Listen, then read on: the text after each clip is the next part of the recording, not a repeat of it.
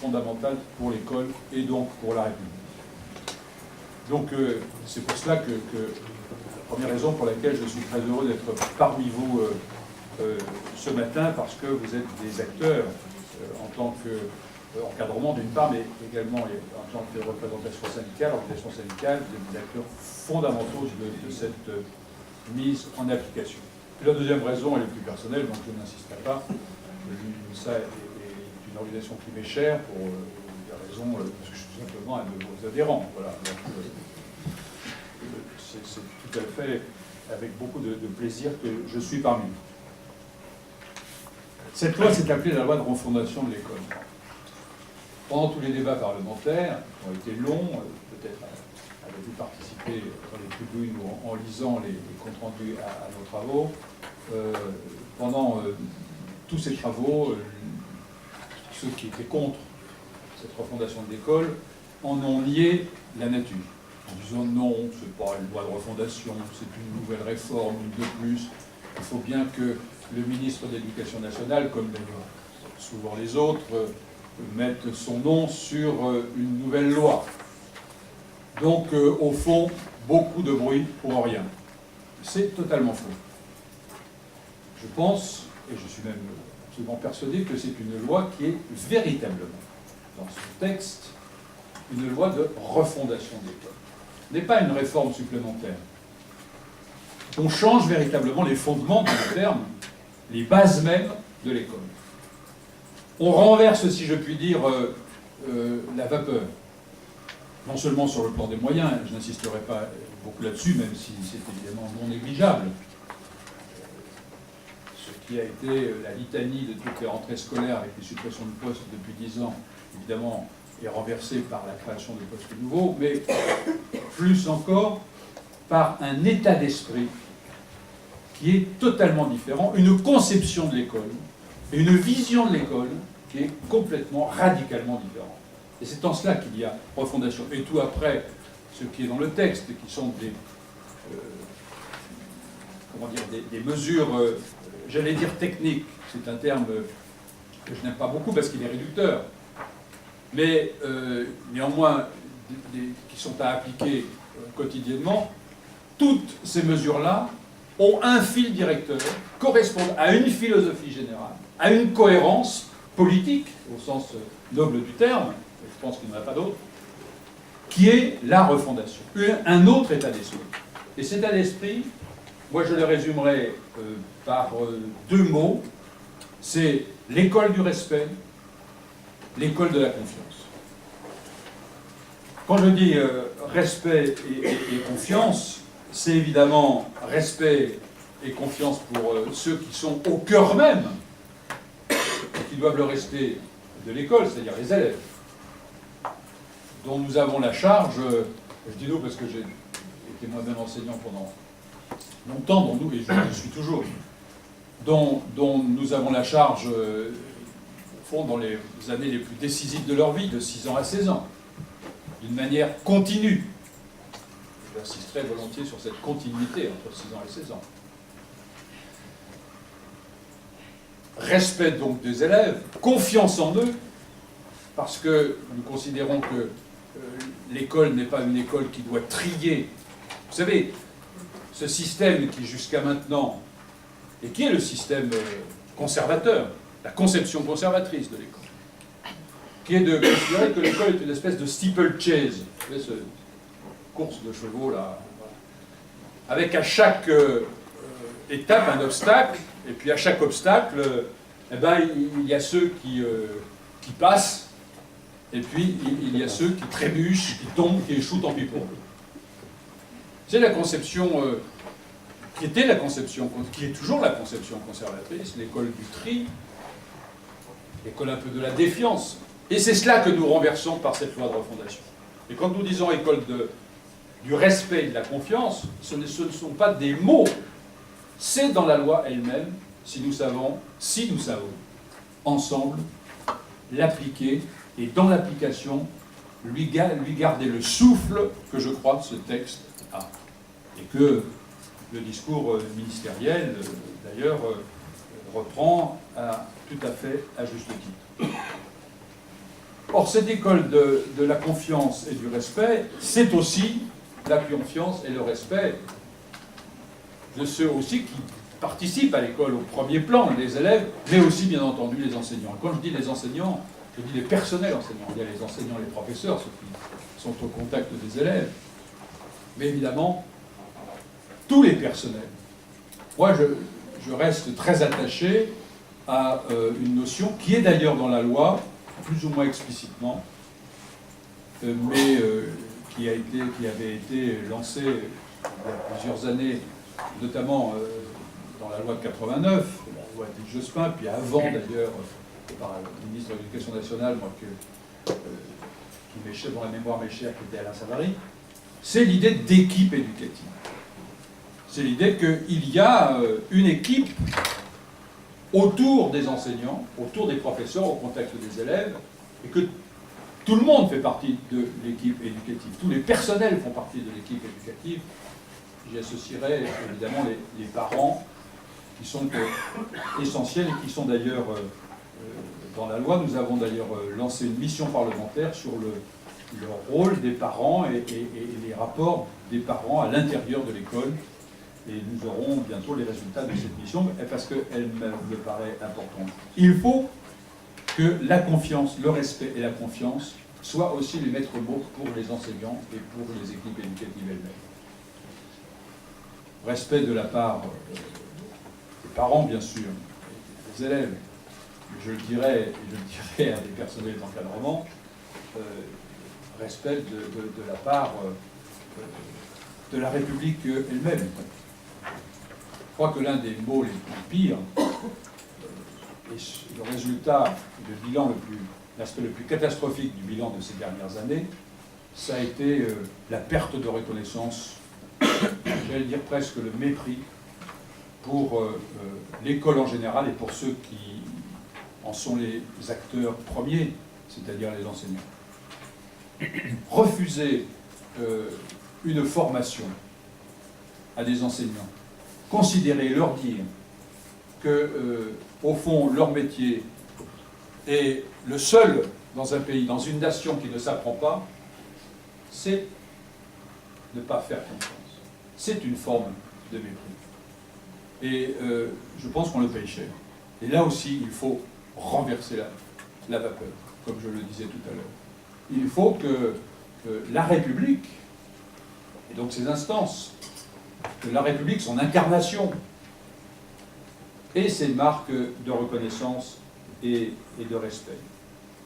Et la première marque de reconnaissance et de respect, c'est de considérer qu'effectivement, je le disais tout à l'heure en creux, par rapport à ce qui s'est fait notamment dans les dernières années, c'est que le métier d'enseignant, les métiers de l'enseignement, pas uniquement les professeurs, les métiers de l'éducation, les métiers de l'enseignement, ce sont des professions. Et ce sont des professions qui s'apprennent. Et le cœur même de la loi de refondation de l'école, et je le dis parce que je le crois profondément, et dans d'ailleurs l'application, il faudra qu'on y soit donc extrêmement attentif. S'il y a une chose à ne pas rater, c'est celle-là. C'est la professionnalisation des métiers d'enseignement. Des métiers de l'enseignement.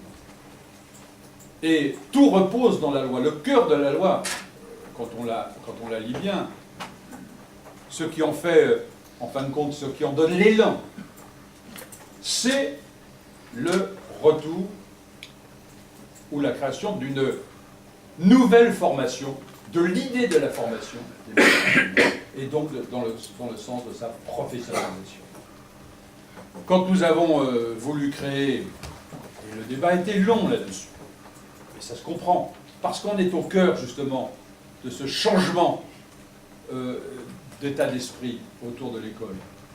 Quand on a créé les écoles supérieures du professorat et de l'éducation, je crois qu'on a fait un acte absolument fondateur, refondateur. Il n'y aura pas de refondation de l'école si on rate la formation des métiers d'enseignement. Il n'y aura pas de véritable refondation de l'école si ces écoles supérieures sont des vagues ressucées de ce qui s'est passé avant, même si j'ai le plus profond respect pour ce qui s'était passé avant, parce qu'ils ont eu leur rôle, mais il y a maintenant des contraintes nouvelles. Et quand on dit école supérieure du professorat et de l'éducation, c'est bien du professorat et de l'éducation. C'est-à-dire que c'est bien ouvert à tout, et le ministre le rappelle lui-même, il a raison. Bon, d'ailleurs, ils le disent non seulement aux parlementaires, non seulement aux syndicats enseignants, mais également à son administration centrale. J'ouvre une parenthèse, pour vite la refermer, vous n'avez rien entendu. Voilà. Et je le dis, parce qu'il faut que les choses soient claires. Parce qu'il y a une nécessité et il y a urgence. C'est cette année que ça se fait. C'est cette année que ça se met en place. Ces écoles, elles sont supérieures. Il y a la volonté universitaire, bien sûr. Et les connaissances disciplinaires, bien entendu. Il ne s'agit pas de nier. Elles sont du professorat et de l'éducation.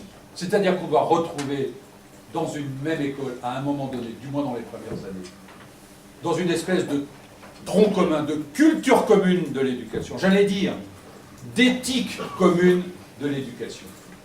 Et moi, je revendique ce terme-là, l'éthique commune de l'éducation. Être éducateur, professeur, inspecteur, chef d'établissement, ce n'est pas un métier comme un autre. Et la reconnaissance, elle viendra de là aussi. Et donc c'est dans ces écoles, à partir de cette culture commune, que nous formerons un corps enseignant, qui aura effectivement la reconnaissance, le respect, et qui sera armé pour refonder l'école et en faire véritablement l'école de la République. Alors, je voudrais terminer là-dessus, pour ne pas être trop long et laisser aux autres intervenants le temps de le faire, et puis moi-même rejoindre donc l'Assemblée nationale. Voilà pourquoi je dois vous quitter, je m'en excuse, j'ai un triste privilège, je suis le doyen d'âge de la Commission des affaires culturelles et de l'éducation, et nous devons, ce premier jour de session ordinaire, nous devons élire les présidents de commission. Et donc c'est le doyen. On me l'a appris hier, je fais un coup moral, c'est pour ça que je suis très heureux d'être avec vous, ça me revient. Mais voilà, je dois présider cette commission à 11h. Voilà pourquoi j'ai tordu un peu votre emploi du temps et j'en m'en excuse. Mais je voudrais donc terminer là-dessus. Cette loi, c'est un texte.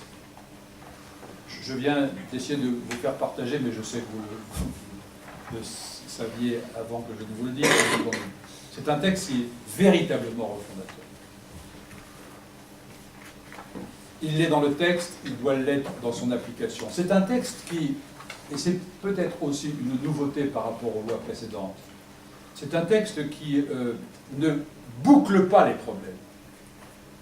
Il n'apporte pas l'école parfaite, idéale, d'ailleurs existe-t-elle, l'école parfaite, idéale, clé en main.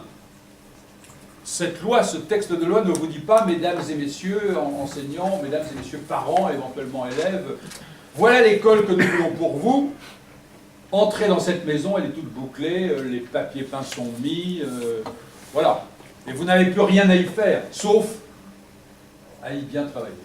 C'est pas ça du tout, ce texte de loi. C'est une loi qui ouvre des chantiers nouveaux. C'est une loi profondément dynamique. Elle jette les bases d'une refondation à faire. Elle jette les bases, je le pense, si nous savons l'utiliser au maximum, et nous avons une responsabilité majeure, tous, elle jette les bases d'une manière inéluctable, je l'espère, d'une école nouvelle, d'une vraie école républicaine, qui a été tellement décriée et méprisée depuis 10 ans. Mais elle n'en boucle pas l'ensemble et la totalité des sujets. Elle ouvre des chantiers. D'ailleurs, des chantiers s'ouvrent dès cette année même. La discussion sur les métiers, parce que quand on parle de professionnalisation des métiers de l'éducation, ça veut dire quoi donc? Voilà, la discussion sur qu'est-ce qu'être enseignant aujourd'hui. La discussion sur les savoirs fondamentaux, c'est fondamental. On a recréé dans le texte, dans la loi, le Conseil supérieur des programmes, qui avait été supprimé par la loi de 2005. Bon, c'est essentiel. Mais derrière les programmes, une discussion qui va être passionnante, fondamentale. Qu'est-ce qu'on doit apprendre à un jeune qui sortira dans 10 ans de l'école, du système éducatif, et même au-delà, s'il fait des études supérieures, et nous le souhaitons tous. Car je mêlerai, en même temps, je mettrai dans la même cohérence les deux lois, la refondation de l'école et la loi sur l'enseignement supérieur, parce que c'est la même optique. Mais bon, restons sur la loi de refondation de l'école. On a recréé le Conseil supérieur des programmes, mais pour y apprendre quoi? Quel type de savoir? Donc il y a une réflexion à mener sur les savoirs. Il faut que nous en saisissions tous.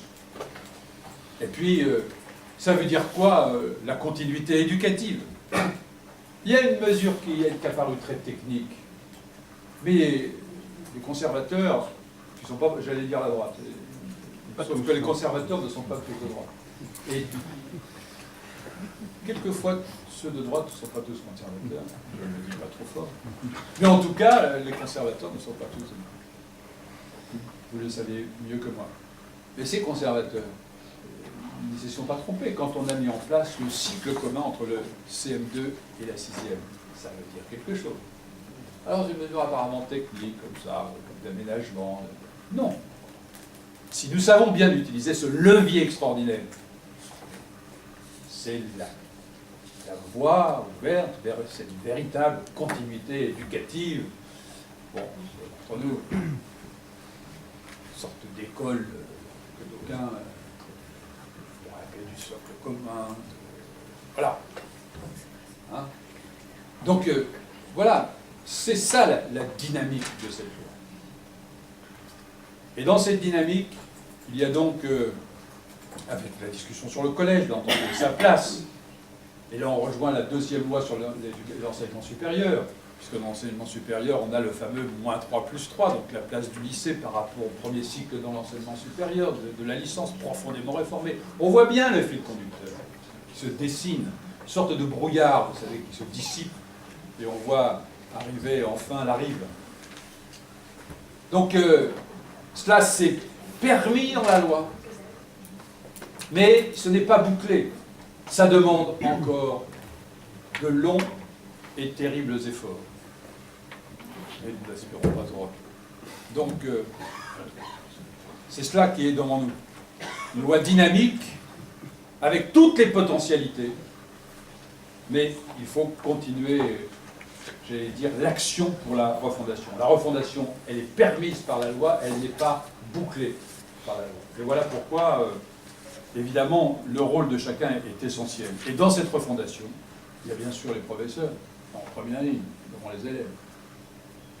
Mais il y a tout le personnel d'encadrement et l'encadrement, parce que s'il n'y a pas cette écoute des uns et des autres, ce respect des uns pour les autres, cette confiance les uns dans les autres, si au fond il n'y a pas cette chaîne, si dans cette chaîne il y a des maillons qui ne se sentent pas à leur place parce qu'ils se sentent méprisés, alors rien ne marchera.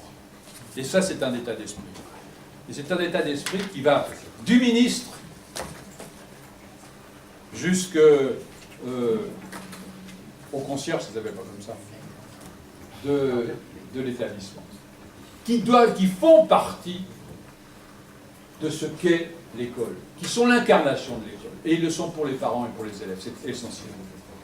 Alors voilà, mesdames et messieurs, le message que je voulais vous donner, plus exactement l'état d'esprit qui est le mien. Nous avons souhaité, en tant que parlementaires, j'en suis l'auteur parce que j'étais le rapporteur, je suis toujours le rapporteur, de cette loi. Vous savez, il y a une technique parlementaire qui n'est pas forcément la meilleure. Quand il y a un problème qui arrive et qui peut mettre la majorité en difficulté, ça peut advenir ici ou là. On dit, ben, écoutez, c'est pas grave, on va demander au ministre de nous faire un rapport. Voilà. Et au fur et à mesure que les articles se votent, On a un nombre incalculable de rapports. Alors les rapports sur les SP, les rapports, et donc et le ministre fait des rapports, il demande à son administration centrale de les concocter. En général, ils sont passionnants, ils sont lus rapidement et ils sont dans la bibliothèque de l'Assemblée nationale que je vous invite à visiter parce que c'est un monument extraordinaire. Point. Donc nous avons dit, moi je dis pas de rapport. Mais on va créer ce qui est nouveau. Dans la loi, c'est dans la loi, dernier article de la loi, un comité de suivi. C'est-à-dire qu'il va y avoir des parlementaires, députés et sénateurs, qui vont suivre la loi. C'est le rôle de l'Assemblée, c'est le rôle du Parlement, je le disais tout à l'heure. Qui va suivre la loi. Qui va suivre la loi à son niveau. Il ne s'agit pas de remplacer ou de remplacer l'administration, les recteurs, etc. Chacun son travail. Mais qui, au fond, va voir si, dans l'application de la loi, l'esprit que je viens d'essayer de définir et de vous faire partager, l'esprit est bien, en dehors de la lettre, l'esprit est bien respecté. Et s'il ne l'est pas, quelles sont les difficultés et donc comment éventuellement y remédier. Je crois que c'est essentiel. En tout cas, moi j'ai été enthousiasmé par le travail sur cette loi. Je suis enthousiasmé par cette loi. Je crois qu'on a là, et on ne l'a pas dit assez. On ne l'a pas dit assez. C'est notre faute. On n'a pas mobilisé suffisamment, parce que l'école c'est l'affaire de tous. On n'a pas suffisamment mobilisé les Français autour de cette loi. Je le regrette. Je le regrette. Mais l'affaire n'est pas perdue. Parce que c'est probablement une des lois fondamentales de ce quinquennat. Le président de la République a fait de l'éducation sa priorité. Eh bien, sa priorité, elle est là. Elle est dans ces deux lois, et notamment dans la loi sur la refondation de l'école. Et, je le répète, et je conclue là-dessus, elle ne se fera pas, puisqu'elle est dynamique, sans vous, sans tous les personnels, et notamment le personnel d'encadrement, chacun se respectant et chacun montrant la confiance qu'il a en l'autre. École du respect, école de la confiance, c'est la refondation pour la vraie école de la République.